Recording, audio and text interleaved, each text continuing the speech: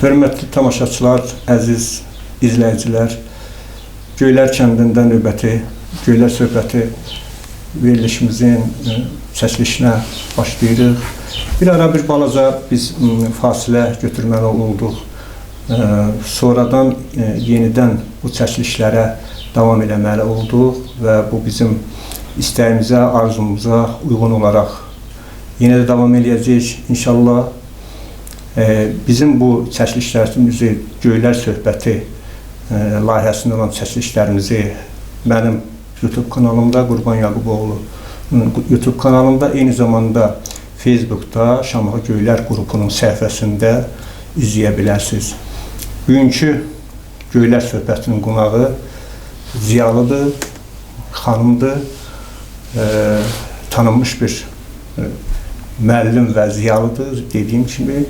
Deməli, Azərbaycan Dövlət Pedaqoji Universitetinin Şamaxı filialı, eyni zamanda Şamaxı Dövlət Regional Kollecinin müəllimidir. Hətta bir ara həm bizim bölgəmizdə, həm də elə bütün ölkədə diqqətə çıxan bir addım atıb. Aliyə xanım deputatlığa namizəd oldu parlament seçkilərində. Bu da təsadüfi bir bioqrafik epizod deyil, hesab edirəm. Çox maraqlı söhbət olacağını anons eləmək istəyirəm. Aliyə xanım, xoş gördük bizim Göylər söhbətində. Siz filoloqsuz, Azərbaycan Dövlət Pedaqoji Universitetinin Dil Ədəbiyyat Fakültəsini bitirmişsiniz. Deməli, həm pedaqogika, həm də dil ədəbiyyat. Başa düşürəm, mən bilmirəm, burada sizin diqqətinizi hansı tərəf çəkib, yəni bu ixtisas seçimində, bu seçimimizdə pedaqogika, yoxsa filologiya, ədəbiyyat, bu Göylər deməli insanlarında, Göylər adamında ədəbiyyat həmişə maraq olub, müəllimliyə də maraq olub. Siz buradan başlamaq istəyərdim. Hansı sizi daha çox cəlb elədi? Xoş gəlmisiniz. Yəni təqdimatda vurğuladınız. Mən deməli müəllim kimi fəaliyyət göstərirəm. Həm kollecdə, həm universitetdə və hansı marağımı deyək, nəyə görəsə bu, yəni müəllimlik peşəsini seçməyimi, bu pedaqogika sahəsində çalışmağımı soruşdunuz. Belə deyək də, yəni uşaqlarsa, çox zaman uşaqlar, belə deyək, uşaqlıqdan oğlan uşaqlar daha çox polis olacağım və yaxud da ki, hərbi sahəyə meyilli olur. Qızlar daha çox həkim və yaxud da ki, müəllim peşəsini seçməyə meyilli olur. Mən də həmin qaydada, yəni müəllimliyə marağım vardı, ona görə də bu sahəni seçdim. Üstəgəl, yəni belə deyək ki, ədəbiyyat mənim ən sevimli sahəmdir və belə deyək də, ədəbiyyat mənim üçün bir həyatdır. 3-cü sinifdən başlayaraq mən bədii ədəbiyyatla tanış olmuşam. Yəni, bəlkə biraz haşiyə çıxacam. Həmişə müəllimlər dərslərimi düzdür, yaxşı oxuyurdum, amma bədii ədəbiyyata maraq çox oldu. Ədəbiyyat müəllimimiz kim idi? Ədəbiyyat müəllimi. Orta məktəbdə yəni. Ədəbiyyat müəllimi Mübariz müəllim olub. Sonra, yəni bilmək istəyirəm ki, müəllimlər yönətdi sizi bu ədəbiyyata marağın o köklərinə bir balaca, yəni o mənada soruşdum. Yox, əslində özüm dilçiyəm, yəni mənim digər, yəni təhsilim dilçilik üzrə davam elətdirmişəm, amma daha çox ədəbiyyata və tarixə meyilli insanım. Belə deyək, müəllimlərdən qaynaqlanıb deməyək, yəni uşaqlıqdan, çünki 3-cü sinifdən artıq o marağı məndə oyanıb. Həmişə arxa partada oturub, partanın altında kitablar oxuyurduq gizlində. Müəllim də hər dərs demək olar ki, bizdən o kitabları götürürdü və elə bir ki, bizə cəza kəsirdi də o kitabları sizə qaytaracam, amma o kitab yarımçıq qaldığına görə bəlkə də gəlib evdə yuxu yata bilmirdim ki, hansı kitablar oxuyurdunuz məsələn, bax, şagirdlərinə indi biraz mütaliə maraq zəifləyib deyə soruşuram, yəni hansı kitablar oxuyurdunuz bədii ədəbiyyat, yəni o dövrdə hələ? Belə deyək də, mən universitetin, yəni filologiya fakültəsinə daxil olmuşam, amma orada artıq bizi ədəbiyyat keçməyə, yəni o sahəni keçməyə başlayanda mən gördüm ki, o ədəbiyyatların demək olar ki, əksəriyyətini mən mütaliə eləmişəm orta məktəbdə. Yəni 3-cü sinifdən əlbəttə ki, indi uşaq vaxtı uşaq ədəbiyyatı ilə tanış olduq, uşaq ədəbiyyatı oxuyurduq. Yəni, məsəl üçün oxuyurduq, Balaca Şahzadəni oxuyurduq, sonra Karlsonu oxuyurduq, nağıllar oxuyurduq, Koroğlunu oxuyurduq, şifa xalq ədəbiyyatını oxuyurduq, amma yuxarı siniflərə getdikcə artıq maraq dairəsi genişlənirdi və buna görə də artıq keçirdik xarici ədəbiyyatın və yaxud da Azərbaycan ədəbiyyatının bir qədər belə klassikaya üstünlük verirdik. Ondan sonra yəni digər yazıçılardan da yəni artıq onlar bir-birini necə deyim, məsələn Drazeri, Maupassant, Balzac deyim. Yəni bunlar mənim ən sevdiyim Azərbaycan ədəbiyyatında məsələn klassiklərimizdən Nəsimini daha çox sevirəm. Nəsimin yaradıcılığını daha çox sevirəm. Şeir yazmadınız ki, o adətən ədəbiyyatı sevən adamlar cəhd edirlər şeir yazmağa falan. Xeyr, şeir yazmağa yox, amma şeiri dinləməyə və qiraət etməyə daha çox sevirəm. Amma nəsrə daha çox meyliyəm. Yəni nəsr belə yazılarım olur, hələ ki belə çap etdirdiyim yoxdur. Yalnız elmi əsərlər, o məqalələr olur. Aliyə xanım, bax o ilkin dövrdəki ədəbiyyata olan gizli, açıq marağın sonraki həyat hekayətində, təhsil hekayətində hansı rol oldu? Yəni necə davam elədi? Pedaqoji universitetə girmək, sonra davam eləmək, magistratura təhsil almışsınız. Mən hələ anons eləmədim, amma doktorantura təhsilini davam eləyirsiniz. Bu həyat hekayəsi necə oldu? Yəni təhsil hekayəti necə oldu? Yəni belə qısa konkret tərcüməyə hal kimi desə, yəni orta məktəbi bitirəndən sonra, yəni ixtisas seçimində ədəbiyyata üstünlük verdim, yəni dil ədəbiyyata, filologiya üstünlük verdim və o fakültəni də yəni Pedaqoji Universiteti bitirdikdən sonra magistraturanın ümumi dilçilik üzrə bitirmişəm, amma bir qədər çətinliklə bitirmişəm də belə deyə. Yəni mənim o magistr həyatım demək olar ki, əməli başlı belə, yəni həm işləmək, həm ümumiyyətlə mən 37 yaşımda bitirmişəm magistraturanı. Yəni 37 yaşımda, yəni sonradan qərar verdim magistratura təhsil almağa və bilirik də ölkəmizdə yəni magistratura təhsili ya distant və yaxud da ki qiyabi təhsil olmadığına görə mən əyani təhsil almağa məcbur oldum və işlə də yəni Şamaxda yaşayıb burada işləmək və belə deyək, hər gün Xarici Dillər Universitetinin yəni magistraturasını bitirmişəm mən və burada həftədə 4 gün işdən çıxıb Bakıya getmək, yəni o həvəs var idi. O məndə təhsilə, elmə maraq böyük olduğuna görə, yəni o əziyyətlər artıq mənim gözümə görünmürdü. Belə deyək də həm işləyirdiniz Şamaxda, o həmin filialda, həm də gedirdiniz Dillər Universitetində magistraturanı oxuyurdunuz. Yox, magistraturanı bitirdikdən sonra filiala gəlmişəm. Yəni orada bəzən saat hesabı, yarımaklad, yəni belə işləmişəm. Kollecdə işləyə, yəni magistratura təhsil almışam, bəli. Səhər-səhər deməli işə, saat 3 tamamda mən işdən çıxıram, qaça-qaça avtovağzala, yəni oradan da saat 5 tamamda olmalıyam xarici dillərdə və xarici dillərdən saat 9-a işləmiş çıxıram və ondan sonra gəlirəm orada qohumların evində qalıram və 10-a 11-ə də belə deyək də əziyyəti və həmin qaydada səhəri günü yenə saat 5 tamamda dururam, çıxıram yola və oradan Şamaxıya gəlirəm. Şamaxda dərsə girirəm yenə bu qaydada. Yəni böyük oğlum o zaman üzr istəyirəm əsgərlikdə idi. Kiçik oğlum da yenə yəni böyükdü, özünü idarə edə bilirdi, amma yenə nəzarətim altında idi. Amma hər gün həmin qaydada, hər gün Bakıya gedirdim, dərsdən çıxıb Bakıya gedirdim. Yəni universitetdə o təhsilimə davam edirdim və hər gündə səhər-səhər 5-də yəni qaydırdım işə. Yəni belə çətinliklə olub. Yəni o elmə həvəs yəni insanı hər bir çətinliyə dözməyə yəni məcbur eləyir. Bəs doktorantura məsələsi? Doktorantura, magistratura bitirəndən sonra artıq dedim bu yola əgər gedirəmsə, mən bu təhsilimi davam etdirirəmsə, bunu sona qədər aparmaq lazımdır. Yəni əslində fikrim var indi Allah ömür versə və elmi işimi tamamlayandan sonra hal-hazırda 2-ci kursda oxuyuram. Yəni elmi işimi tamamlayandan sonra yəni o biri daha yüksək səviyyə, yəni elmlər doktoru səviyyəsində davam edəcəksiniz. Bəli, davam elətdirəcəm. Yəni imkan olsa da, yəni məndən asılı olmayan səbəblər olmasa, yəni davam etdirmək fikrim var. Aliyə xanım, bildiyim qədərilə sizin deməli doktorantura mövzunuz maraqlı bir mövzudur və Şirvana yaxud da başqa bir yox, məhz Qarabağa deməli hesablanmış bir mövzudur, Qarabağdan bəhs edən mövzudur. Bu haqda danışmanızı istəyərdim. Belə deyək də, mən uşaqlıqdan patriot insan olmuşam, yəni vətənpərvər ruhda. Biz hamımız belə deyək də, yəni biz 90-cı illərin uşaqlarıyıq və o dövrü keçib gəlmişik. O dövrün necə qanqadalı illər olduğunu hamımıza məlumdur.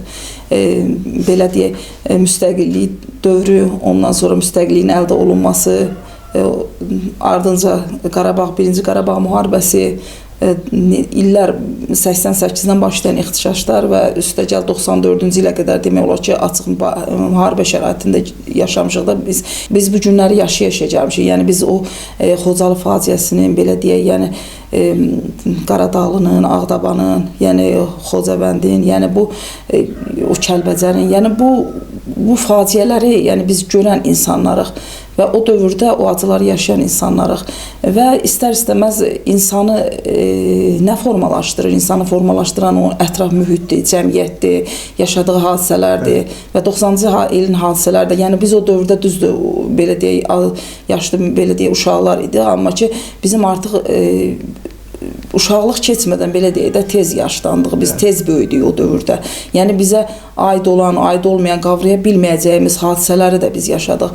Hal-hazırda bizə bəlkə də belə biraz rahat gəlir, biz bəlkə də həyatımızı yaşayıb gedirik, amma gələcək nəsillər, belə deyək, gələcək nəsillər və yaxud biz özümüz keçmişə dönüb arxaya baxanda, biz necə indi 18-ci ilə o inqilab dövrünə baxıb deyirik, o dövrdə necə yaşayıblar, soyqırım, Rusiyanın Azərbaycanı işğal etməsi, Sovetin quruluşu, Sovet hakimiyyətinin Azərbaycanda qurulması, o dövrə biz necə baxırsa, yəni gələcəkdə biz özümüz də geri dönəndə deyəcək ki, bu dövrü biz necə yaşamışıq, yəni müstəqilliyin əldə olunması bir müharibə qədər bizə əziyyət oldu da, yəni Rus qoşunlarının özü bizi Azərbaycandan çıxarması nə qədər belə çətinliklə başa gəldi, üstəlik Birinci Qarabağ müharibəsi, İkinci Qarabağ müharibəsi, yəni 30 il dönəm ərzində o qədər qarma-qarşılıqlı hadisələr yaşadıq ki biz, yəni biz bu artıq bizim şuurumuza həkk olundu. Ümumiyyətlə həm də o qandan, genindən gələn hadisələrdir və qandan, genindən gələn belə deyək, xüsusiyyətlərdir. Ondan o yaşadığımız şeylərdir. Biz istər-istəməz patriot, vətənpərvər edir. Düzdür, o hamıya aid deyil, amma insanlar var ki, o yaşadıqlarından daha çox nəticə çıxarır və o istiqamətdə yönəlir. Yəni mən özüm də, belə deyim, bəlkə də mən özüm belə deyək də, doğru dildə kişi olsaydım, bəlkə də mən özüm hərbçi olardım. Yəni sevdiyim sahədir, həqiqətən də. Çünki mən o evdə o qədər onu təbliğ eləyirdim. Mən üzr istəyirəm, övladlarım hələ körpə idi. Yəni belə deyək, 6-7 yaşında körpə uşaqlar idi. Yəni mən onlara Xocalı faciəsini, Qaradağlını, bəlkə indi yaşlı adamlardan soruşsan, heç o Qaradağlı faciəsi haqqında məlumatı yoxdur, Ağdaban faciəsi haqqında məlumatı yoxdur. Xocalının da belə, yəni tədbirlərdən falan və yaxud da ki, Xocalı hadisəsi günü televiziyada gündəlik verilir deyənə, bəlkə də oradan yaddaşlarında da o qədər də dərin məlumatlar yoxdur. Amma uşaqlar onu demək olar ki, əzbər bilirdilər və bunun nəticəsində də mən böyük oğlum Vətən müharibəsinin iştirakçısı oldu. O deyir, könüllü, yoxsa nə tərəf? Yox, könüllü yox. Əskəriyə gedəndən sonra könüllü olaraq xüsusi təyinatlı qüvvələrin tərkibinə getdi. Yəni mən düzdür, bir ana kimi yəni onu istəyirdim. Yəni onunla qürur duyurdum ki, yəni o sahəyə gedib, o sahədə özün təsdiq eləyə bilir bu insan. Yəni onu istəyirdim. Amma hər halda bir ana üçün yəni çətin bir şeydir. Həbs anası olmaq çətin bir şeydir. Əlbəttə özü də ki, hansı sahədə 052-nin xüsusi təyinatlının adı gələndə, yəni hamı bilir ki, o necə bir çətin sahədir.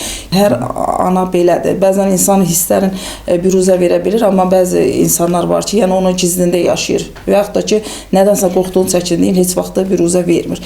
Düzdür, mən qorxmamışam, yəni həyatda qorxaq insan deyiləm. Yəni əslində çox sevinirəm ki, oğlum da müharibədə olub. Amma onu itirmək qorxusu da vardı. Təsəvvür edin ki, onlar təlimdən qayıdandan sonra indi düzdür, bu hər xırdalığa girmək olmur. Yəni burada elə şeylər var ki, onu demək də olmur da. Yəni bir neçə gün əvvəl mənə zəng edib deyəndə ki, yəni müəyyən işlər var, nə belə mövzularda danışanda mən həmişə ona məsləhət gördüyüm nə idi? Yəni danışırıq telefonda. Mən də təsəvvürün telefon qulağımda danışıram, buna məsləhət verirəm ki, hə bax sən özün hər şeyi yaxşı bilirsən, hansısa bir əməliyyata gedəndə belə etmək lazımdır. Sən sadəcə olaraq ona məsləhətin biri o olub ki, sən yəni düşmən əsgərini heç vaxt gözünə baxma. Bir də özünüz bilirsiniz onlar necə yetişdirilir. Başqa valideyn olsa, başqa ana olsa bəlkə də pis çıxmasın, şübhəm qopardardı ki, yox, olmaz, sən gedə bilmərsən və yaxud da ki, ağlayardı falan. Mən özüm elə göstərdim ki, orada qorxulu bir şey yoxdur. Müharibədə artıq düşmən var və sən varsan. Aliyə xanım, biz qaldıq olsun doktorantura işinizdə, yəni dissertasiya işinizdə. Hə, mövzu toponimika ilə bağlıdır, yoxsa nədir? Ümumiyyətlə, tarixə də biraz meylliyi var. Mən o toponimləri tarixi lingvistik təhlildir. Xankəndi Ağdərə toponimlərinin tarixi lingvistik təhlilidir. Əslində mənə Xankəndi mövzusunda işləməyi, yəni elmi rəhbərim Ədalət Tahirzadə təşrif etdi ki, yəni bu mövzu, bəli, Ədalət müəllimdir mənim elmi rəhbərim. Özünüz də bilirsiniz də necə türkçü alimdir, çox gözəl professordur, Allah ömür versin. Amma mən fikirləşdim ki, Ağdərə mövzusunda, yəni Xankəndi və Ağdərə mövzusunu ikisini bir yerdə işləmək daha yaxşı olar. Onun da səbəbi odur ki, yəni Xankəndi düzdür, o bilirik, xanın kəndi kimi formalaşıb, onu xan öz istirahət yeri kimi yaradıb, amma sonradan onu Xankəndini deməli ora Çar Rusiyası Azərbaycanı işğal edəndən sonra deməli ora əvvəl ştab adı verilir. Oranı ştab yaradırlar və Rus qoşunları orada yerləşir. Çar Rusiyasının qoşunları orada yerləşdirilir və onlar özlərinə orada xidmət etmək üçün, özlərinə hər hansı bir belə deyək, xidmət göstərməyə görə ermənilərdən istifadə edirdilər. Deməli, İran ərazisindən köçürüb gətirilirdi, başqa yerlərdən ermənilər köçürmüşdülər ora və o yerli əhaliyə qarışırdı. Amma Xankəndinin ərazisində, yəni bir Kərkicahan qəsəbəsi və Xankəndi ən böyük, yəni toponimlər onlardır. Düzdür, orada hidronimlər var, oikonimlər var, başqa, yəni toponimin o alt qrupları var, onu var. Amma böyük, yəni ən çox onun o məhəllələri, məscidləri, yəni fikirləşdim ki, Ağdərə də daha maraqlı oldu mənim üçün. Yəni bu toponimika sizin də dediyiniz kimi çox maraqlıdır, sizin də diqqətinizə olan, marağınıza olan bir məsələdir və biz dissertasiyanı səbirsizlə müdafiəsini gözləyirik. İnşallah yəqin kitab şəklində də çap eləyərsiniz. Üzr istəyirəm. Yəni orada mən diqqətimi cəlb edən əsas yenə gəlir o vətənpərvərlik mövzusuna. Yəni orada dediyim kimi Albanların özünün qədim yazılı abidələri var. Onların əli kərifdən ibarət özünüz bilirsiniz əlifbası olub. Düzdür, indi belə deyək, ermənilər özləri üçün bu dəqiqə köhnə qədim əlifba yaradıblar. Güya ki, bunların əlifbaları var. Burada qədim tarixə malik olan bir dövlətdir. Amma araşdırmalara görə deyir, onların o yazıların üzərinə, o əlifbanın üzərinə xəttkeşi qoyanda, baxırsan, o tərs tərəfdən oxuyanda ərəb əlifbasının əksidir. Yəni o heç qədim erməni əlifbası da deyir. Yəni uğurlu bir şeydir. Necə ki, onların var da genetikalarında nəyisə, məsəl üçün musiqini, ədəbiyyatın bəzi nümunələrin məsələn Azərbaycandan uğurlayırlar. Çox sahədə bizdən uğurluq eləyirlər. Məsələn bu dəqiqə mən o gün baxdım Moskvada muzeydə Ramiz müəllimin çəkilişində baxdım. Yəni nə qədər xalçalardır, asıblar, çalağaylar, xalçalar, yəni qədim bizim milli dəyərlərimizi özündə əks etdirən. Ramiz Mikayılov bizim göylərlidir. Onun çəkilişləri olur, çox maraqlı çəkilişlər. Bəli, orada baxdım. Yəni orada öz qədim mədəniyyət abidələri kimi təqdim edirlər. Eləcə də Ağdərənin mənə cəlb eləyən nədir Ağdərədə? Yəni Ağdərə qədim türk dövlətidir və orada olan qədim Alban məbədləri var. Bunlar hamısı, yəni o dövlət İslam olmayıb ki, biz onu belə deyək ki, yəni burada məscidlər varsa bizə məxsusdur. Azərbaycan İslam dövləti deyil də, özünüz bilirsiniz ki, qarışıq millətlərdən burada insanlar yaşayır və müxtəlif dinlərə sitayiş olunur burada. Amma yəni o Ağdərəni necə sübut eləmək istəyirlər, özünküləşdirmək istəyirlər? O məbədlərlə, kilsələrlə və Rus alimi var, Yanovski. O 1948-ci ildə öz tədqiqatlarının nəticəsi olaraq konkret olaraq elmdə sübut etdi, faktları qoydu ki, Albaniya deməli Qafqaz Albaniyası deyirdi onu, yəni Azərbaycandır. Bundan başqa 20-ci əsrdə çap olunmuş rus dilindən Rus-Çin sözlərinin tərcümə lüğəti var və orada da Albaniya Çin dilində, yəni Azərbaycan kimi tərcümə olunub. Yəni bunu Azərbaycan dövləti kimi təqdim edir. Ərəblər o dövrdə Azərbaycanı istila eləyəndə həmin kilsələri təqdim etdilər deməli ərəblərə. Ərəblər təqdim etdi həmin kilsələri ermənilərə və ermənilər də onun üzərində özünüz bilirsiniz ki, onlar əlindən düşən mədəniyyət abidələrinin üzərində xaslarla, nə bilim başqa şeylərlə elə ora elementlər əlavə eləyirlər ki, güya bu onların qədim tarixinə, yəni onlara məxsus olan bir abidədir. Əslində o abidələrə baxanda orada atəşpərəstliyin, qədim oda inancı nümunələrini görmək olur. Bax, məsələn, onların qapıları, pəncərələri, yəni üzü günəşə tikilmiş abidələrdir. Orada xas nümunələri var ki, onlar konkret olaraq Qafqaz Albaniyasının, yəni xaçlarıdır. Yəni xaç xristianlıqdan əvvəl də Albaniyada istifadə olunmuş bir ünsürdür, detaldır, milli detaldır. Azərbaycana ərəblərin gəlişi və Azərbaycanda İslamın yayılması. Amma ondan qabaq bizim özümüzün qədim dövlətçilik tariximiz var, qədim abidələrimiz var və onları araşdırmaq, yəni mən çox istədim ki, onları araşdırım və o toponimləri, onların o qədim orada yaşayan türk tayfalarının və onların o etnosun, o türk etnoslarının həmin deməli toponimlərdə öz əksini, yəni onlarda necə əks olunub, onların tarixi lingvistik təhlilinə görə, yəni mən o mövzunu seçmişəm. Çox maraqlıdır Aliyə xanım. Bizdə bu patriotik tərəfi dediniz, yəni insanın bir düzdür, hansısa bir bölgədə doğulur, o hansısa bir kənddə doğulur.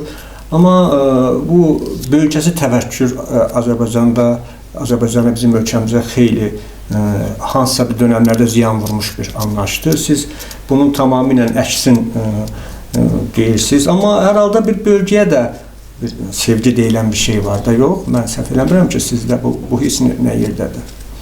Bir Şirvan deyə bir cazibə deməli anlayışı da var da, yəni bu mənada deyirəm. Bax, bu iki tərəfin balansın necə qorumaq olur? Şirvan toponimləri, o cümlədən göylərlə bağlı toponimlər, göylərdəki toponimlər o qədər də yaxşı öyrənilmir. Bu haqda siz nə deyə bilərsiniz? Nəsə, hansı fikirləriniz var? Hansı, bəlkə bir planlayırsınız nəsə? Əslində, yəni mən o mövzu təqdim olunanda yenə də deyirəm, Qarabağ mən sevdiyim bir mövzudur. Yəni məncə fərqi yoxdur. Vətənim o başı, bu başı yoxdur. Yəni özüm istədim bu mövzunu seçim. Amma Şirvan da 700 ilə yaxın Şirvanşahlar dövlətinin tarixi olub. O qədər də yaxşı öyrənilməyib. Şirvanın özünün o qədər toponimləri var ki. Amma konkret bu mövzu haqqında danışıldığına görə və mən ondan qabaq toponimlər mövzusuna müraciət etmədiyimə görə mənim magistr işim olub Avropa dillərindən alınan, müstəqillik dövründə Avropa dillərindən bizim dilimizə keçən alınma sözlərdir. Yəni onu işləmişəm, o əsər üzərində işləmişəm. Amma yəni toponimlər mövzusuna ilk dəfədir toxunuram. Həm də ki, bu bir belə deyək də bir cavab olsun yerbazlığa ki, yəni bir Şirvanlı qızı əgər gəlib Qarabağı araşdırmaq istəyirsə, Qarabağ mövzusu üzərində çalışırsa, yəni mən Şirvanlıyam, Şirvanı seçim, Şirvan belə deyək mühiti üzərində Şirvanla bağlı olan bir elmi əsər yazım, mən buna məcburam və yaxud da ki, mən bunu istəyirəm, belə bir şey yoxdur. Yəni ayrı-seçkilik eləmək lazım deyil. Ayrı-seçkilik etməyək və bu da bizim yenə bizim özümüzə kömək olar. Yenə deyirəm, bizim yuxarıdan aşağı baxdığımız, yəni sevmədiyimiz o ermənilər əgər gedib kənarda haysdan mən erməniyəm deyib bir-birinə dəstək olursa, yəni biz niyə olmayaq? Yəni illərdir kompakt şəklində yaşayan xalqlar. Aliyə xanım, mən sizin deməli sosial şəbəkədə izləyirəm və hamımız dostluğunda olan insanları izləyirəm. Orada bir maraqlı sizin bir ifadəniz vardı. Bizim, yəni söhbəti biraz göylər söhbət olduğuna görə biraz da çəkmək istəyirəm bəri. Bir ifadə vardı, göylər diplomatiyası, göylər adamı haqda. Bu, doğrusu mənim insanın, bir insanın məişətdə, həyatda, nə bilim, münasibətlərdə diplomatik tərzini o qədər də sevmirəm. Yəni, deyirsən, susur, yaxud da ancaq özü biləndə danışır. Amma siz, doğrusu mən sizin o sözünüzdən kəşf elədim ki, göylər adamında bir diplomat deməli şey var, mənbəyi var, nə bilim. Bu haqda nə deyə bilərsiniz? Bu hardan ağıza gəlir? Yəni fikir verirəm. İndi əslində günümüz elə formalaşıb ki, bu belə cəmiyyət elə formalaşıb ki, insan istər-istəməz artıq siyasətə qarışmaq kimi yox, amma onu bilməlisən. Sən siyasəti bilmirsənsə və yaxud da ki, maraqlanmırsansa, elə bir geridə qalırsan. Yəni, o deyir, siyasətə bulaşmaq çirşabdır. O, yəni, gedib orada o siyasətin içində nəsə bir vəzifə ilə bağlı bəlkə də deyiblər onu, amma siyasəti bilmək pis bir şey deyil.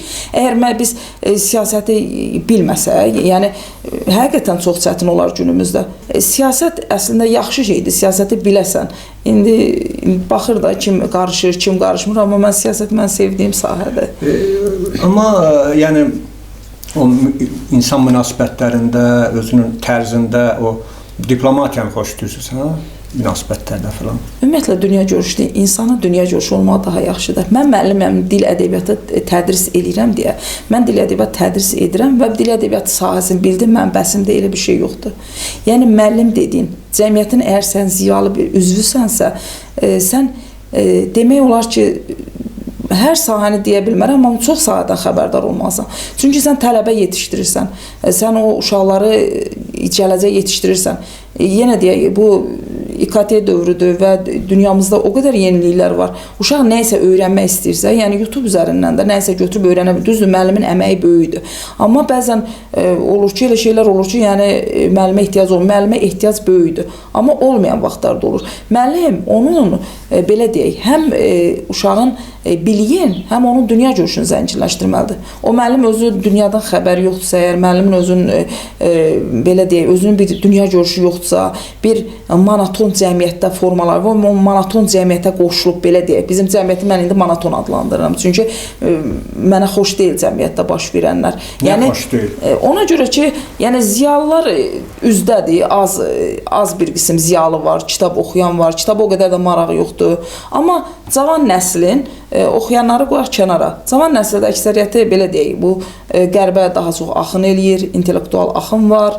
Hansısa həkim və yaxud da ki, yaxşı tibb bacısı hamısı alman dilini öyrənim, Almaniyaya gedim, maddiyyata daha çox üstünlük verirlər. Yəni orada maaş daha yaxşıdır, bunlar şəxsi işidir, mən ona qarışmıram. Amma ki, yəni cəmiyyətdə bir monotonluq var. Belə deyək, mətbuatın özü, siz mətbuat nümayəndəsiniz, siz bunu məndən daha yaxşı bilirsiniz. Siz bugün televiziyada nə qədər razısınız? Televiziyada gedən verilişlərdən nə qədər razısınız? Baxmayacaq dərəcədə narazıyam. Bəli. Baxırıq verilişlərə. Bizə o, bilmirəm indi siz onu, yəni məsələn o xoş qədəmlərdir, zaurlardır, ondan sonra o verilişlərin bizə nə, toliklərdir, onların bizə nə xeyri var? Müharibədən qabaq açıq deyək, Azərbaycanı bir Hollandiya fasonu dövlət kimi qələmə verirdilər. Yəni Azərbaycan budur. Amma sonra bizim o uşaqlarımız ki, Şuşanı Əlbeyxa döyüşlə alandan sonra artıq Amerika Azərbaycan xüsusi təyinatlarını dəvət edirdi. Gəlsinlər, burada təlim keçsinlər və bizim də onlardan öyrənəcəyimiz nələrsə var. Deməli, mətbuat neyinir? Mətbuat cəmiyyətin güzgüsüdür. Onu bilərəkdən, deməli, bunu özləri bilərəkdən səhv təqdim edirlər ki, həm uşaqların beyni yuyur. Bizim nə ehtiyacımız var? Çıxıb fonoqram səsinə orada hansısa, üzr istəyirəm, küçə müğənnisi, hansısa bir, üzr istəyirəm, kafedən gələn müğənnilər təbliğ edirlər. Nəyə görə? Bizim klassikamız yoxdurmu?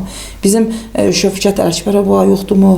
Fatma Mehrəliyevə yoxdurmu? Ondan sonra Sara Qədimova deyək. Yəni, bunları onlarla tanınmış müğənnilərimiz var. Nəyə görə onlar təbliğ eləmirlər? Nəyə görə təbliğ eləmirlər? Məsəl üçün, ancaq şoya üstünlük verirlər. Oradan reklam gələcək. Nəfəs və yaxud da ki, Damla və yaxud da ki, Türkan deyək, nə bilim, üzr istəyirəm. Hamısı da ki, özünüz bilirsiniz ki, indi o ailə mövzusuna toxunmaq istəmirəm, amma hamısı çıxırlar orada ancaq ailə müzakirə edirlər. Nə bilim, elə gic-gic mövzularda danışır. O bizə lazımdırmı? Yox, lazım deyil. Sən mənə tanıtdır, Əlğa Şıxlinski var, Səməd bəy Mehmandarov var. Sonları necə oldu? Sovet dövründə Səməd bəy Mehmandarovun deyir, əlinə süpürgə verib küçəni süpürtdürürlər, axırda o vəziyyətə gətirirlər. Üzdə olan ziyalıları repressiya dövründə məhv olan məhv oldu, qalıq da ki, yəni təbliğ olunmur. Aliyə xanım, tələbələrinizdən razısınızmı? Həm bax dediyiniz, həm dünya görüş baxımından, həm savad baxımından, həm davranış baxımından gənc nəsillə işləyirsiniz də, yəni? Razıyam. Mən əslində elə gözləmirdim. Amma universitetdə tələbələrə baxırsan, məsələn, kollecdə bir qədər fərqlidir. Kollecdə də oxuyan uşaqlar çoxdur. Amma onlar əksəriyyətə 9-dan biraz zəif balla gəldiyinə görə 11 illik təhsildən qəbul olanlar güclüdür, yaxşı oxuyurlar. Adi o uşağın davranışına baxanda hiss edirsən ki, o uşaq gələcəkdə nəsə ola bilər, bu cəmiyyətə xeyri ola bilər və yaxud ola bilməz. Amma tək üzr istəyirəm təhsillə yanaşı, yəni davranışı, dünya görüşü, münasibəti, həyata, insanlara razısınız bu gənc nəsildən o mənada? Elə sözümü ora gətirirəm. Yəni dediyim odur ki, yəni onların davranışlarına fikir verirsən və mən sevinirəm hardasa. Universitetdə fikir verirəm ki, yəni qızlar əvvəlkinə nisbətən o qədər də makiyaj yoxdur. o qədər də saç düzümü olsun, bəzək düzək olsun, cürbəcür geyimlər, yəni geyinirlər. Biraz sadəliyə üstünlük verirlər son dönəmlərdə. Baxırsan ki, makiyaj yoxdur, od yox dərəcəsindədir. Nələrsə öyrənməyə çalışırlar. O 90 dəqiqə dərs ərzində dəfələrlə əlavə suallar da verirlər. Həyatla bağlı düşüncələrinə baxıram ki, onların artıq şuurlu suallar verirlər. Bəzən insanı çətinliyə sala biləcək suallar da verirlər sənə ki, görürsən ki, o həyatla bağlı bir sual verdi. Yəni orada ancaq mühazirəni deyib seminar tələb etmək deyir ki, yəni bayaq da dedim ki, sən onun vicdanını yeniləməlisən, o uşağın belə deyək, sən onun dünya görüşünü formalaşdıran şəxsən, yəni gənclik dövrü, yeniyetməlik dövrü gəlib müəllimlərin əlinə düşür və sənin borcundur ki, onu yönəldəsən. Və görürəm ki, o uşaqlarda həqiqətən də demək olar ki, məsəl üçün bir 40 nəfərdən 30 nəfəri demək olar ki, fəaldır. Hülya xanım, deputatlığa namizədliyinizlə bağlı məsələ necə gündəmə gəldi? Düzdür, bütün söhbətimiz boyu sizin tarixə münasibətiniz xüsusi qabarır, bu yaxşıdır və sair hadisələrə, proseslərə, tarixi hadisələrə münasibətiniz var. Deputatlıq oradan yarandı, yoxsa deputatlığa namizədliyi üzr istəyirəm?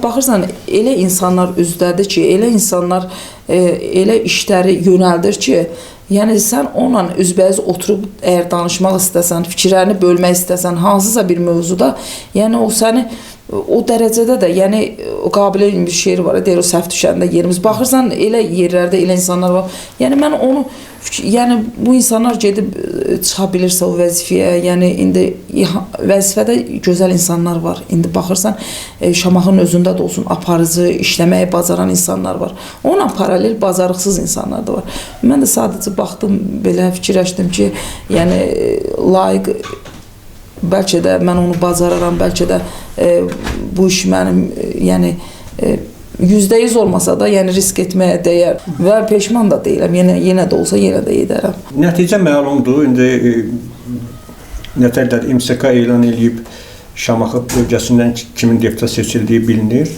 Nəticə məlumdur, amma siz öz nəticənizdən, yəni sizə verilən səsdən razı qaldınız ya yox? Məsələn, Göylər necə səs verirsiniz?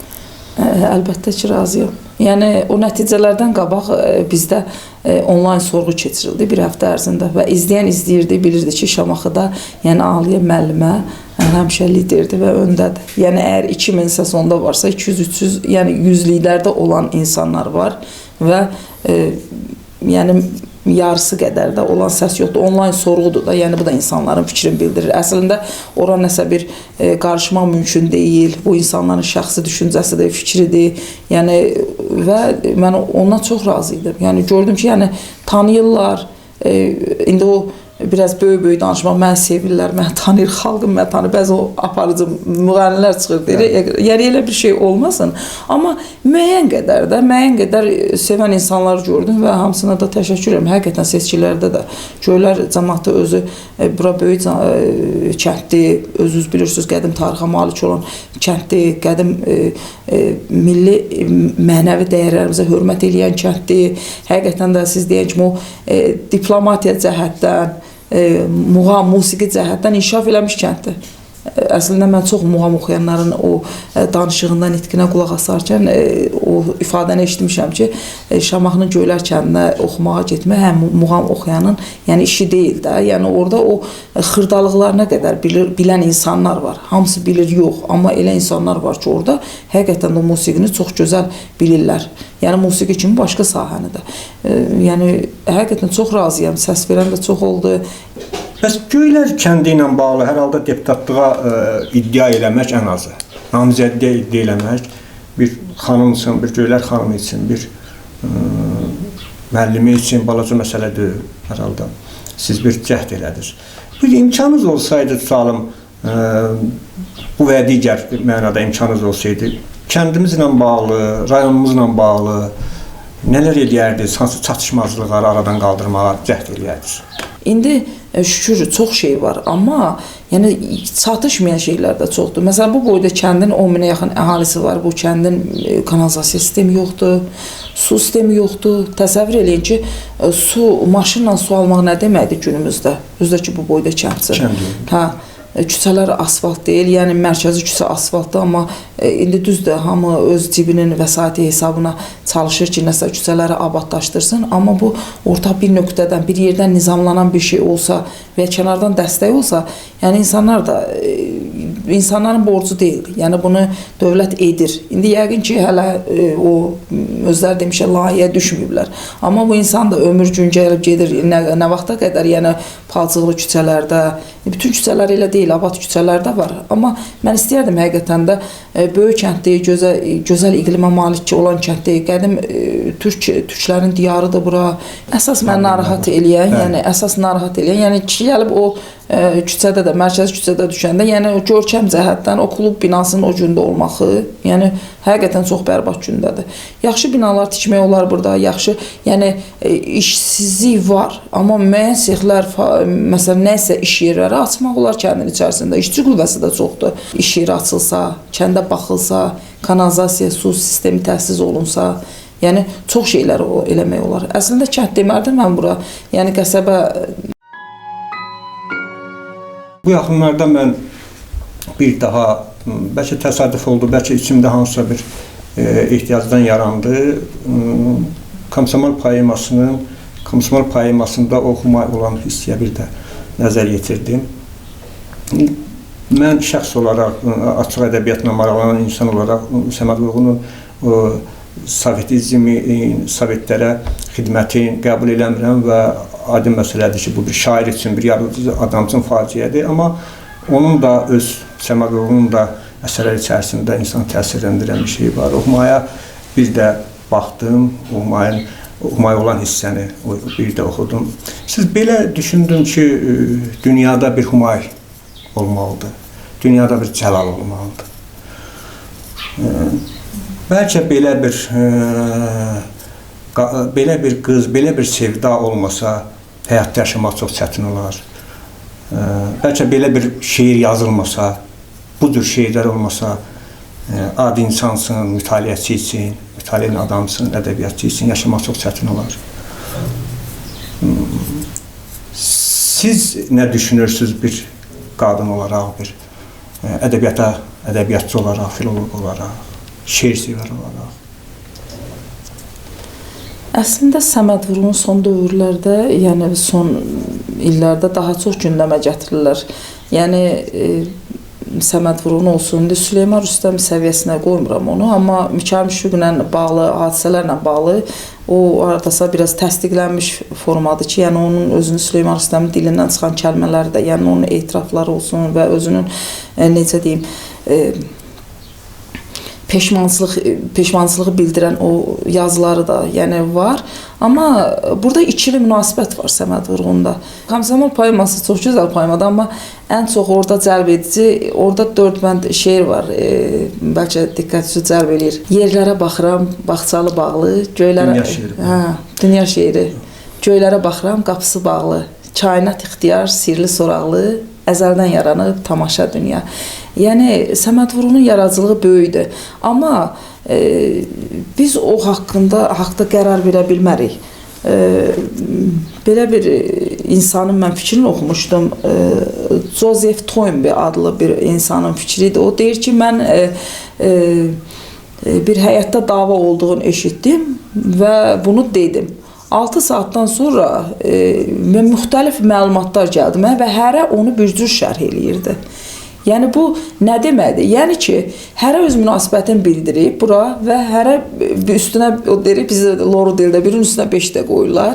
Yəni indi başlayırlar danışmağa. Yəni o tarix deyək, ədəbiyyat deyək. Yəni riyaziyyat dəqiqdir, 2 vur 2 2-dir. Amma o tarix barədə Səməd Vurğun həmin dövrdə necə şair olub, o məcburmu yaşayıb o əsərləri yaradı? Bəzi əsərlər var da, Stalinə aid əsərləri var. O məcburmu olub, yaxud sevə-sevə, mən inanmıram ki, onu sevə-sevə yarada. Yəni və yaxud da ki, Vaqif dramı olsun. Qacarı hardan tanıyırıq? Səməd Vurğunun Vaqif əsərindən. Və Vaqif əsərində o bizə necə təqdim edir? Qaniçən, Cəllad və orada başqa məqamlar da var. Biz ayıldıq ki, əslində Qacar Azərbaycan dövlətçiliyi tarixində Azərbaycan belə deyək, hökmdarları arasında bəlkə də sambalca ən ilk üçlükdə olan insanlardan biridir. Yəni o barədə mən də sevmədiyim onun məqamları var. Amma onun Cənubi Azərbaycan mövzusunda yazdığı yandırılmış kitablar əsəri var. Yəni o farsların oradakı Azərbaycan türklərinə qarşı o etdiyi hərəkətlər var. Yəni günümüzdə də davam edir. Onu görmək çox çətin deyil. Yəni dediyim odur ki, sizin sualdan biraz kənar düşdü. İndi Səməd Vurğunun yaradıcılığına konkret mən kökləndim. Sən ümumi kökləndim mən ora. Amma siz orada konkret bir sual verdiniz ki, yəni Cəlalla, Huma ilə bağlı sual verdiniz. Nakamlıq haqqında sual verdim. Bəli, əlbəttə var. O nakamlıq deyəndə ən çox hal-hazırda nakamlığı mən görürəm şəhid xanımlarında. İndi hamısına aid eləməyək, amma Arzu adında qız var idi. Yoldaşı yox, nişanlısı şəhid oldu və həmin günün səhəri özünü öldürdü. Bir neçə xanımlarımız var elə. Yəni üzdə olanlar deyirəm, tanıdığımız, tanımadığımız o qədər elə nakam sevgilərin qurbanı var. O sevgini yaşadan bizdə bu dəqiqə dəyərlər korlanmaq üzrədir. Bilərəkdən korlandırılır. Mətbuat məsəl bunu korlayır. Dilimizi korlayırlar, dəyərlərimizi korlayırlar.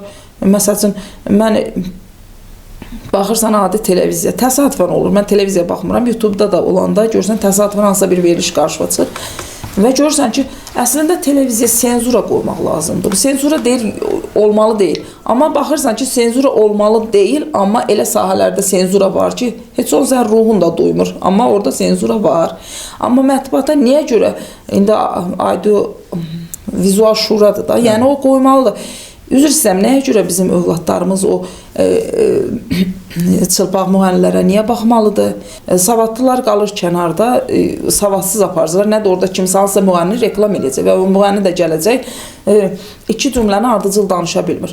Danışdıqları nitqinə də baxırsan, yəni jargon ifadələr, varvarizmlər, vulqarizmlər, efirə yaraşmayan hərəkətlər, yəni çox üzr istəyirəm, çox abırsız bir vəziyyətdə, yəni insan o bir ifadə var, deyir başqasının yerinə utanmaqdan deyir, daha bezmişəm deyir. Mən onlara baxanda mən özüm həqiqətən utanıram ki, üzr istəyirəm, bədən formaları hamısı bir standart formaya salır özün, gəlir oturur orada və baxırlar ondan tərbiyə götürürlər də. Yəni bu monoton cəmiyyət, onu deyirdim ki, monotonlaşır cəmiyyət və bu kütlə dediyimiz xalq kütləsi də yəni ona meyillidir. Əgər bu gün onlar Xoşgədəmə baxırlarsa, Zaura baxırlarsa, ondan Lalə Azartəşə baxırlarsa, nədir? Üzr istəyirəm, kimsə ailəli olurlar, kiməsə qoşuldu, qaçdı, kimsə yoldaşını evdə qoydu, getdi, nə bilim, kimsə qaynanası ilə bu oldu. O səhnəyə aidmi? O səhnəyə aiddir. Yəni hər bir xalqın içində var da bu problemlər. Axı bizə kənardan baxanlar da var. Bu dəqiqə erməni qadınları bir dənə sayt açıb, orada üzr istəyirəm, qadınların o bədənləri bir ədəb formaya salmaqları müzakirə edirlər və Azərbaycanın o lağlağı tərzdə, yəni Azərbaycana qarşı o kampaniyanı başladıblar. Və yaxud keçən nitqinə. Siz özünüz razısınız, indi biraz tərsin oldu, mən sizə sual verdim o nitqlərdən. Rus kəlmələri, bu rus bitdi də, yəni mənə nə lazımdır ki, mən bu döşəməni bilirsənsə, döşəmək sözünə, Azərbaycan sözü var da, Azərbaycan türkçəsi zəngindir. Əgər tavan sözü varsa, mənə nə lazımdır? Mən gedim pol deyim, patolog deyim, xaladenik deyim, fortuçka deyim. Təsəvvür edin ki, Azərbaycan dili dünyanın ən məşhur, belə deyək, ən gözəl dillərindən biridir. Dünyada ən musiqili dil hansıdır? İtalyan dili. İtaliyanı musiqinin beşiği hesab edirlər. Amma dildə avaz yaradan, musiqini yaradan səs sait səslərdir. 8 sait səs var İtalyan dilində, 9 da Azərbaycan dilində. Mən çox insanları yəni dinləyəndə görmüşəm, deyir biz xaricdə söhbət eləyəndə, danışanda elə bilirlər ki, biz mahnı oxuyuruq. Elə bilirlər ki, nəsə zümzümə eləyirik. Yəni o qədər musiqilidir, gözəldir bizim dilimiz. Biz niyə bunu korlamalıyıq ki? Biz niyə imkan veririk ki, kimsə bunu korlasın? Və yaxud da ki, çıxırlar efirdə, elə mənim yəni pis çıxmasın, mən yeribazlıq eləməyəcəm. Öz yerlərimizdən də var. Çıxırlar efirə, başlayırlar efirdə. Güya indi yəni onunla məşhur olmaq, belə deyək də, nəsə onu özlərinə elə qəbul edir. Qadı oyalı, mən şamaxlıyam, şamaxlı kimi danışacağım. İndi danışıqlarını deyirəm. mən niyə belə deməliyəm ki, aqa doyalım, nə bilim, nə belə. Yəni mən də Şamaxlıyam da, mənim nitqimdə var o ifadələr. Yəni o dialekt qoyaq, şivəni qoyaq kənara. Axı biz qrammatik normaları var dilin. Və sən bilirsən ki, səhnə dili bir bədii ədəbiyyat deyilsə, bədii ədəbiyyatda bədii obrazı canlandırmaqdan ötürü sən jargondan da istifadə edə bilərsən, vulqar ifadələrdən də istifadə edə bilərsən, varvarizmdən də istifadə edə bilərsən. Amma sən səhnəyə çıxdınsa, sən orada bir etiket, bir norma var da orada. Sən o qrammatik normanı, fonetik normanı pozmalı deyilsən. Sən gedib kənddə danışdığın kimi, yəni və yaxud da ki, şəhərli ləhcəsi olsun, yaxçı ala, nə bilim, nə bu meyxana deyənlər də çox baxırsan ki, korluyurlar. Yəni sən o danışdığın kimi çıxıb o səhnədə danışa bilmərsən axı. Sən Şirvanın adına sənə kim deyib ki, sən Şirvanı təmsil elə ki, biz belə danışırıq. Biz elə danışmırıq axı. Azərbaycan ədəbi dili seçmə üsulu ilə Şirvan dialektlərinin və şivələrinin üzərindən seçmə üsulu ilə götürülüb Şirvan Abşeron. Yəni Abşeron Bakı zonasıdır. Yəni Şirvanşahlar sarayı göz qabağındadır. Yəni Şirvan şahının yaylaq yeri olub ora. Yəni bu zonanın dili üzərindən, seçmə edilərək götürülüb. Mən niyə indi çıxıb, mən bir-iki oxuyanım, oxuyursan, getsən mahnıvı oxu. Yəni bilmədiyin mövzuya girmə də, dili korlama, dili zəiflətmə. Yəni bizim dilimiz çox gözəldir, zəngin dildir. Alınma sözlər də çoxdur. Əslində alınma olmağı bir problem deyil. Alınma olmadı. Dünyada ən aparıcı dil hansıdır? İngilis dilidir. İngilis dilinin tərkibi 60% alınmalardan ibarətdir. Azərbaycan türkçəsi də. Yəni alınma olmasa nə olacaq? Yəni sən ən çox alınan beynəlxalq terminlərdir, beynəlmiləl terminlər alınır. Yəni biz onu aldıqca beynimiz zənginləşir. Əslində biz o məsələn Yapon dilindən alırıq, İngilis dilindən alırıq, Rus dilindən alırıq. Alınma sözlər kimi işlədirik. Amma biz onu var ifadə kimi işlətməli deyilik. O özünüz bilirsiniz ki, işğalçılıq o deyir 3 etapda, 3 mərhələdə olur.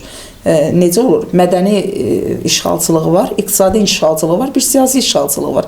Mədəni işğalçılıq nədir? Mədəni işğalçılıq sırf bir xalqı sən məhv eləmək, öz əlinə keçirmək istəyirsənsə, sən birinci onun dilini korlayırsan, onun mənəvi dəyərlərini korlayırsan, onu unutdurursan, onun o tarixi nümayəndələrin özünə düşmən kimi qəbul elətdirirsən. Aliyə xanım, bitkilər sevirsiniz? Bəli, çox. Ümumiyyətlə, heyvanları, bitkiləri çox sevirəm. İnsanlardan sonra yoxsa? Bəli. İnsanlar, belə deyək də, həqiqətən də insan kimləsə ünsiyyətə girirsən, belə tanıdıqca görürsən ki, həqiqətən insanları tanıdıqca adam daha çox heyvanlara, daha çox bitkilərə daha çox meyillənir. Hamıya aid deyil bu. Amma cəmiyyətimizdə elə bil ki, yaxşı insan tapmaq da yəni çətindir. Biz çəkilişə gələndə, həyətə girən kimi çoxlu ağgüllər gördük. Təbii bu fəslin bir belə deyək də, təbiətin, fəslin bir hədiyyəsidir. Amma mən nədənsə elə gəldi ki, yəni bu bir illüzyonist bəlkə bir yanaşmadır. Onu siz əkmisiniz. Ağacdır, başa düşürəm, ağaclar adətən xeylalar əkir, amma o güllər elə bir ki, sizə məxsusdur. Mən özümün evim belə deyək, şəhərdədir, Şaman şəhərində. Bura mənim atam evidir, Mən həyətdə ağaclarımı da özüm əkirəm, gülləri də özüm əkirəm, cücələri də özüm saxlayıram, hamısı. Atları çapın dörd nala, qaçmışam, çatıb gətirin. Qoymayın səhərə qala, axşamdan tapıb gətirin. Ayrılıq bir gedər gəlməz, hələm hələ gedəm gəlməz, yamanla dünya düzəlməz, yaxşımdan tutub gətirin. Yarım adım ürəkdən, nə fərqim var kəpənəkdən, İşığımı ya şimşəkdən, yaşamdan tutub gətirin. Köynəyi yıprandı sazın, yolu qapandı arazın, yaxşı dostlar dağılmasın, əlindən tutub gətirin. Laylan hanı gözəl ana, doğdun ki bu cür talanam, o zamandan bədgünanam, qorşundan tutub gətirin. Dövran məni niyə sıxır? İnsaf etsin, Allah baxır, dərd o qədər adım çıxır, qurşundan tutub gətirin. Uçursan çata bilmirəm, yuxum ol yata bilmirəm, özümü tapa bilmirəm, yaxamdan tutub gətirin.